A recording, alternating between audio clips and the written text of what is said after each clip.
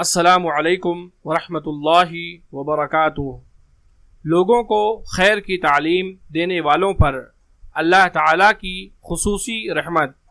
حضرت ابو امامہ باہلی رضی اللہ تعالیٰ عنہ سے روایت ہے کہ نبی کریم صلی اللہ علیہ وسلم نے فرمایا، بے شک اللہ تعالیٰ لوگوں کو خیر کی تعلیم دینے والے پر اپنی خصوصی رحمتیں نازل کرتا ہے۔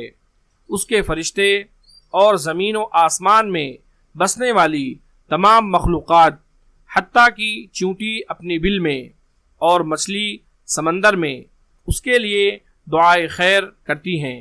مشکاہ حدیث نمبر 213۔